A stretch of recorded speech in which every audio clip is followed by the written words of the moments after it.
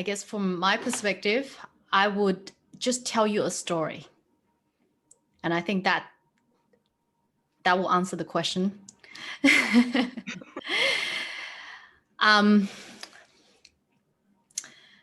You can also Google this. This is a true story.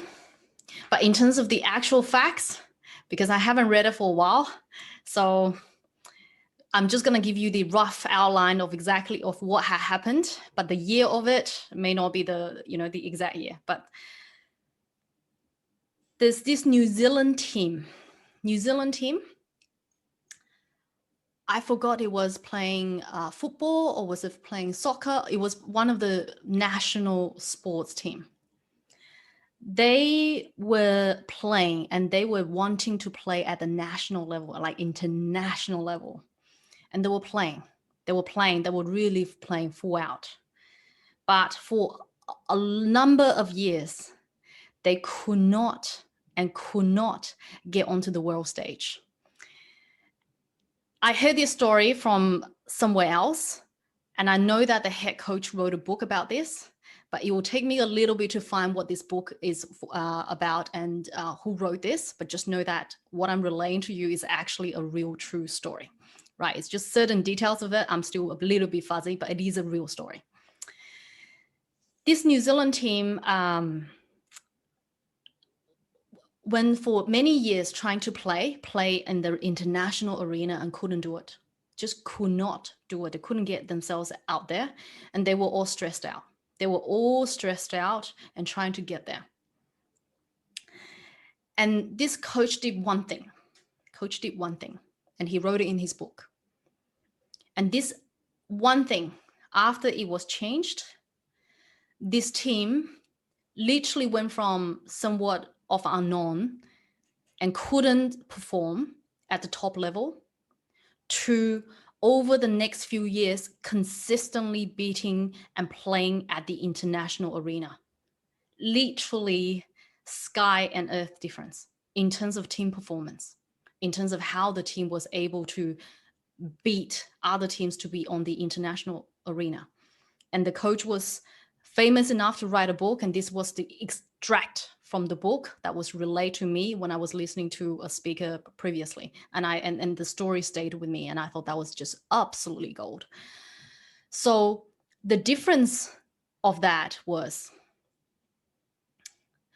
previous to the team getting this coach and this coaching, the team was very stressed out.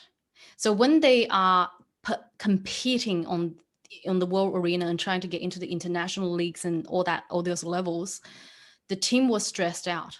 They feel tremendous stress of having the audience there, of having to perform and having to kick the goal and having to, do it at that level. And they were like, so it's playing on the mental level and in terms of their performance level. But when they understood that it is actually their lifelong dream. It's actually their lifelong dream to play at the world arena. It's not like they have to play at the world arena, but they get to play on the world arena. That when they're kicking that goal, into shoot it into the goalpost, and with all of this audience behind them cheering, with millions of people watching them, it's actually a moment that they've been waiting for their entire life. So they were able to refrain of a tremendously stressful situation that they couldn't perform and couldn't bring the best out of them into something that they have been waiting on for the rest of their life, like they've been waiting for the entire life to do. It becomes something that they look forward to. It becomes something that they're like, wow, my entire life, all of the work that I've done, all of the work I've put in, all of the practice, the hours of training and physical strengthening, everything led to that moment. Everything led to that moment of them playing in front of the loud, wide audience with millions of people watching them, kicking the goal in. And when they make that mental shift to say that it's not that I have to do this, it's actually I get to do this. I get to. I get to be playing on that world stage. This is what I'm looking for. This is what I want. This is what I am given to do. Wow, I get to do this.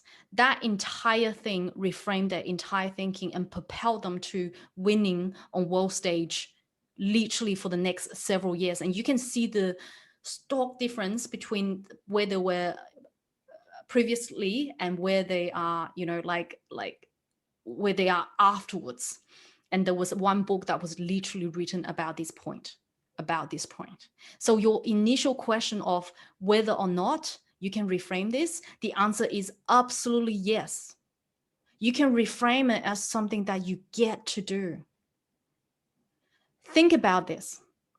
If you had a child who is disabled, touch wood, touch wood, touch wood. We've all been blessed. I've been blessed with, a child that functions normally. But even if I were to get someone who was disabled, a child, do you think I would go, oh, I have to look after my, just tedious. Oh my goodness, I hate my life. I have to look after another human being for the rest of my life. Do you think those parents will want to do something like that? No. They switch to, I get to look after them.